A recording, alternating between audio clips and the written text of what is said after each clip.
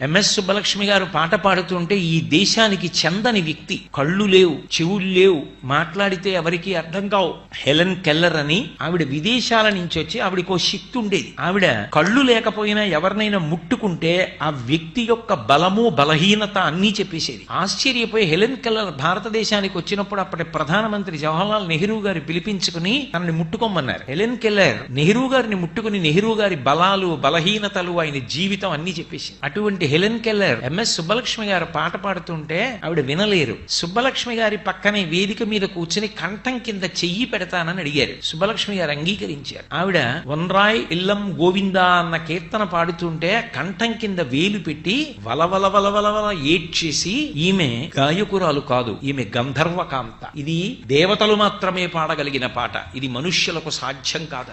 ఇన్ని కష్టాలలోంచి వచ్చిన ఎంఎస్ సుబ్బలక్ష్మి గారో తెలుసా? చిన్నతనంలో ఎంఎస్ సుబ్బలక్ష్మి గారిని ఇంటికి తీసుకెడుతున్నారు వాళ్ళ అమ్మగారు. ఆవిడ ఎంత కష్టపడి పెంచిందో మహాతల్లి. షణ్ముఖవడివు పేరు, మధురైలో ఉండేవారు. మధురై షణ్ముఖవడివు సుబ్బలక్ష్మి ఆవిడ పేరు. ఆ తల్లి ఇంటికి తీసుకెళ్లి అన్నం పెడితే కూర వేయడానికి పచ్చడి వేయడానికి లేక మజ్జిగలో నీళ్లు కలిపి పల్చటి మజ్జిగ అన్నంలో పోస్తే పక్కింట్లో మంచి వంటలు చేసుకున్న వాసన వస్తోంది. సుబ్బలక్ష్మి గారు హఠం చేశారు, నేను తినను, నాకు కూర కావాలని. కూర తినడానికి కూడా నోచుకోలేనంత దరిద్ర్యం